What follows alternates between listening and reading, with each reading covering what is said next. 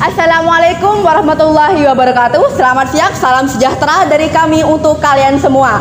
Kami dari kelas 12 MIPA 5 khususnya kelompok 2 akan menjelaskan sejarah karesidenan yang berada di daerah Besuki. Sebelumnya perkenalkan, nama saya Devi Putri Perwitasari, Dela Putri Yuliana, Putra Desa Wademu, Eni Siti Jamilatun, Siti Rafiatul Umma, Siti Rohmania, Darina Dita, Sefira Kania Maharani, Ega Aulia Putri, Wasilatul Rahmah, Husnul Ilami, Muhammad Rizal Ramadhani, Ahmad Iqbal Jasa, Firman Maulana, Andrianto, Dukun Setio Wibowo. Berikut sejarah karesidenan Besuki.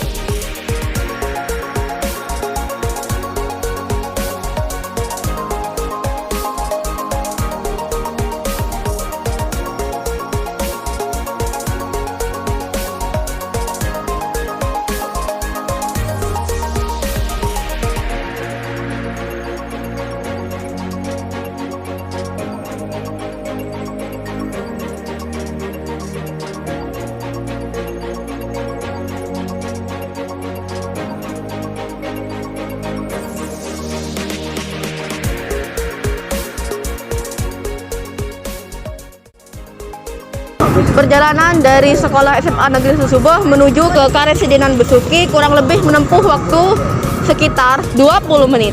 Kecamatan Besuki memiliki berbagai macam peninggalan bersejarah yang patut dan wajib kita lestarikan. Salah satunya situs karesidenan Besuki.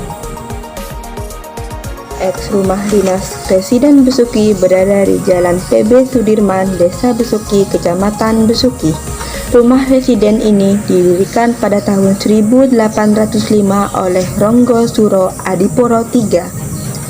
Eks rumah dinas residen atau yang kita sebut dengan karesidenan ini menghadap ke arah utara, menghadap ke Jalan Raya Situbondo Besuki. Rumah berbentuk denah segi empat beratap perisai dengan kemiringan tajam, dengan penutup atap terbuat dari genteng dan seng untuk bagian teras. Fasade depan bangunan terdapat 3 pintu dan 2 jendela yang letaknya berselingan, 1 pintu di tengah dan 2 di ujung barat dan timur. Sedangkan antara pintu terdapat jendela berada dan teras depan menyatu, dibatasi dengan pilar-pilar silindris pada masing-masing bagian. Batas rambi berupa pilar persegi pada tepi dan pilar silindris di bagian tengah.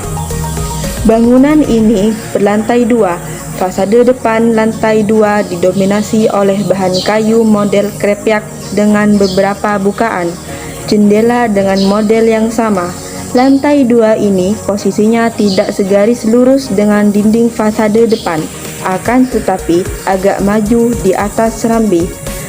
Fasade samping barat dan timur hampir sama bentuknya, dibuat dalam bentuk simetris. Lantai bawah terdapat 3 buah pintu berjajar dengan bentuk, ukuran, dan jarak yang sama. Dan lantai 2 terdapat 3 buah jendela dengan bentuk, ukuran, dan jarak yang sama. Tidak jauh dari rumah dinas, di sebelah barat terdapat rumah penjaga berbentuk persegi, beratap pelana dengan gewel berbentuk segitiga pada bagian depan dan belakang. Pada dinding sisi utara dan selatan, tepatnya depan dan belakang, terdapat pintu yang bagian atasnya berbentuk lengkung dan sisi samping terdapat jendela dengan bentuk yang sama.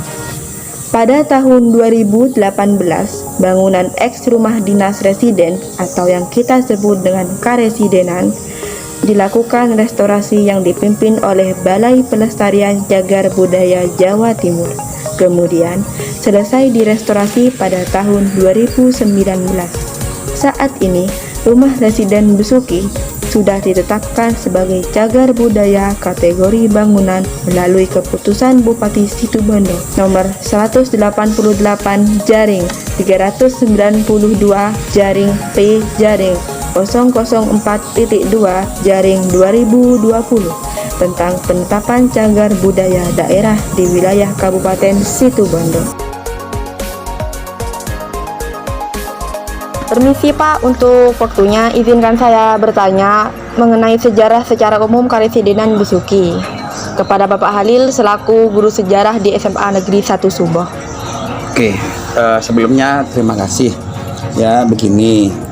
Ini kan kaitannya dengan tugas kalian ya kan, untuk kelas 12 di SMA Negeri 1 Suboh. Nah, kalau ditanya tentang secara mendetail ya, karena ini panjang sekali sebenarnya kan. Cuman yang pasti begini, keberadaan gedung Karesidenan Besuki yang tempatnya di sebelah timur Polsek Besuki itu merupakan fakta sejarah, merupakan fakta sejarah, suatu peninggalan sejarah pada zaman di mana saat itu Besuki sebagai kota karesidenan yang meliputi 4 kabupaten, yaitu Kabupaten Jember, Banyuwangi, Bondowoso, dan Situbondo sendiri. Saat itu masih bernama Besuki. Nah, mengapa saya sering mengatakan bahwa gedung itu perlu dilestarikan? Selain yang pertama, gedung karesidenan itu sudah ditetapkan sebagai bangunan cagar budaya tingkat kabupaten, artinya sudah ditetapkan oleh Bapak Bupati Situbondo pada saat itu. Ini sebagai fakta sejarah memang tidak boleh itu sampai hancur. Gedung itu memang sudah dilindungi oleh Undang-Undang Cagar Budaya nomor 11 tahun 2010 bahwa itu memang harus betul-betul dijaga, betul-betul dilestarikan gitu ya. Dan kalau bisa dimanfaatkan. Artinya Eman sudah direstorasi 5M tapi tidak tidak dimanfaatkan sampai sekarang. Nah, fakta sejarah ini harus tetap ada, bukti sejarah ini harus tetap ada sebagai media edukasi. Kalau dalam dunia pendidikan mungkin sebagai media edukasi kepada anak cucu kita bahwa memang betul-betul agar anak cucu kita kelak tidak hanya mendapat informasi keilmuan tentang sejarah Besuki itu hanya berupa buku, berupa tulisan, tetapi juga dilengkapi dengan fakta-fakta sejarah. Contoh umpamanya ketika nanti dulu Besuki sebagai kota karesidenan yang meliputi 4 kabupaten. Nah, apa saja di situ? Ada apa? Bangunannya apa? Nah, faktanya masih ada. Ada gedung karesidenan di Besuki. Sayangnya apa? Ada penjara, ada rumah penjara itu. Nah, ada penjara di Besuki itu, tapi yang sudah tinggal puing-puingnya, hanya ya runtuhannya aja, tapi areanya masih ada, tidak dimanfaatkan. Memang kan itu ada di selatannya PLN. Terus ada pos jaga di Besuki itu. Pos jaga itu yang di sebelah pojok PLN itu yang sudah sudah bersih gitu ya. Ini masih menunggu waktu untuk bisa dipugar atau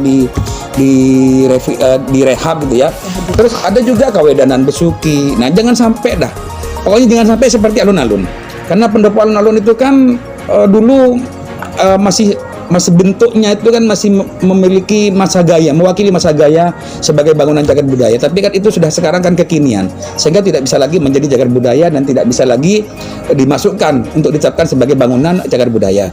Maka oleh karena itu saya menghimbau kepada anak-anakku semua untuk ikut berperan serta mengambil peran di situ untuk ikut melestarikan bangunan-bangunan peninggalan-peninggalan sejarah. Karena bagaimanapun juga dengan adanya peninggalan-peninggalan sejarah itu, nasionalisme kita tetap akan terjaga. Terlepas bangunan itu adalah di era klasik, masa praksara di era klasik, maupun juga masuk di era kolonial, masa-masa perjuangan bangsa kita sampai kemerdekaannya. Nah, gedung karesidenan itu pun sekarang kan sudah megah tuh deh, megah banget sudah kan. Artinya lampunya sudah ada gitu ya. Cuman kan hari ini walaupun dari pemerintah daerah Kabupaten Situbondo sudah ada jupel itu adalah juru pelihara gitu ya. Nah, tapi itu ada ya, Kawedanan Besuki juga ada. Nah, di gedung karesidenan ini, nah, disitulah dulu sejarah Besuki tercipta di masa pemerintahannya sampai pada akhirnya menjadi Kabupaten Besuki gitu ya, di mana Bupati Besuki 1, 2, 3 makamnya itu ada di pemakaman Tegalmas. Nah, untuk sanad keturunan dari Bupati 1 itu ada paguyubannya, namanya Paguyuban Budi Luhur. Itu juga ada pengurusnya sampai sekarang ada di sana. sampai sekarang. Makanya ketika anak-anak pengen turun ke lapangan melihat fakta-fakta sejarah itu, silakan nanti menghubungi Paguyuban Budi Luhur itu sebagai media sebagai organisasi yang menaungi untuk keturunan dari Bupati Besuki itu. Nah, bahkan dan Bupati di mana letaknya kan gitu? Di mana letaknya Bupati Besuki? Makam Bupati Besuki itu ada di pemakaman Tegal Mas di Bloro, Desa Bloro Selatan, jembatan ya. Kalau orang sini kan bilang Dek Majid itu kan. Nah, di sebelah sananya itu, sebelah selatannya sedikit. Jadi itu deh. Nah, bahkan kalau tidak salah tahun 92 ya, tahun 92 Gedung Karesidenan itu kan pernah dibuat film, tempat syuting film dulu di situ tuh, karena memang kekunuannya itu betul-betul luar biasa. Ya, sebagai bangunan cagar budaya itu memang luar biasa Karesidenan itu. Di Jawa Timur itu kalau nggak salah gedung Karesidenan yang masih berdiri kokoh dan megah itu hanya di Besuki. Dan di Pulau Jawa ini kan dulu kan dibagi menjadi 9 prefektur, 9 Karesidenan gitu. Nah, salah satunya di Besuki itu. Nah, dan ini penting sekali untuk kita jaga. Nilai-nilai sejarahnya di situ, nilai-nilai historinya sangat luar biasa gitu ya. Kenapa? Karena begini, Devi dan kawan-kawan harus tahu tentang fakta-fakta sejarah ini memang ya. Seperti halnya di kelas sudah saya sering menjelaskan, kita berdiskusi, bahkan kita sampai terjadi sharing dengan anak-anak gitu ya. Nah, orang-orang Jember, rekan-rekan di Jember itu sering mengadakan turnamen itu, kadang mengadakan turnamen itu gitu ya, turnamen bulu tangkis ex Karesidenan Besuki gitu kadang. Nah, Besukinya itu yang dimaksud di sini sebenarnya, tapi kegiatannya itu di sana. Kayak di UNED kampus kita mengadakan turnamen apa, kadang mengadakan kegiatan yang bernama, kadang embel-embel di belakang gitu ya, itu kadang ditulisi dengan Besuki Raya umpamanya gitu ya. Itu maksudnya itu kan Besuki Raya itu maksudnya kan ex Karesidenan Besuki itu. Kenapa dikatakan ex? Nah, karena sudah bukan Karesidenan lagi, mantan maksudnya, bekas Karesidenan. Jadi tidak boleh mengatakan Karesidenan Besuki, enggak, ex sudah, karena sudah tidak lagi. Masa itu sudah lewat. Sekarang kita sudah menjadi Kabupaten Situbondo. Jadi dari Kabupaten Besuki, Panarukan, ke Situbondo. Ya. Nah, ini sudah. Apalagi mungkin yang perlu Devi ketahui? Itu yang meliputi 4 kabupaten, Jember, Banyuwangi, Situbondo, sama Bondowoso, Pak. Iya, dan Situbondo sendiri ya. Panarukan itu enggak, Pak? Oh, Panarukan ini kan masuk wilayah Kabupaten Situbondo. Oh, maksud saya Probolinggo, Pak? Tidak. Oh, tidak berarti. Tidak. 4. Iya. Dan itu deh bisa dilihat pembuatan plat nomor sepeda motor itu berdasarkan Karesidenan dulu. Makanya ada P Jember, P Situbondo, P Banyuwangi, P Bondowoso kan P. Itu juga berdasarkan Karesidenan. Pemetaannya dulu banyak beberapa wilayah itu mengacu kepada wilayah Karesidenan yang untuk pemetaan secara geografis administrasinya itu ada. Luas. BI, kalau tidak salah BI itu juga dari ini. Bahkan kampus-kampus negeri itu awalnya juga berdasarkan Karesidenan. Alhamdulillah. Ya. Udah, apa lagi? Cukup sekian mungkin mengenai sejarah secara umum, Pak. Terima kasih banyak. Oke, saya cuma pesan kepada anak-anakku yang sudah kelas 12 ini, jangan patah semangat untuk belajar, karena tugas pembelajaran ini tidak hanya sampai di sini saja, tapi saya berharap ini bisa berkelanjutan, berkesinambungan. Siap. Bagaimanapun juga tugas yang diberikan mempunyai suatu tujuan. Yang pertama yaitu adalah menanamkan rasa, dengan mengetahui peninggalan sejarah yang ada di Situbondo ini, baik dari masa praaksara, masa klasik, masa perjuangan, masa kolonial, masa perjuangan ini, dengan mengetahui itu, maka kamu akan lebih cinta terhadap kabupatenmu. Siap, Pak. Kalau kamu sukses di tempat orang, kembalilah ke sini, bangun kabupatenmu ini. Siap, Pak. Insya Allah nasionalismenya minimal di situ. Dan semakin besar, dalam tolak ukur yang lebih besar lagi, maka tanamkan nasionalisme itu pada jiwa kita, bahwa kita adalah orang Indonesia yang cinta dengan negeri ini. Alhamdulillah. Oke, dah. Ya. Terima kasih Bapak Halil selaku narasumber dari kami kelompok 2 dari 12 MIPA 5. Terima kasih Pak Halil, mohon maaf mengganggu waktunya sebelumnya.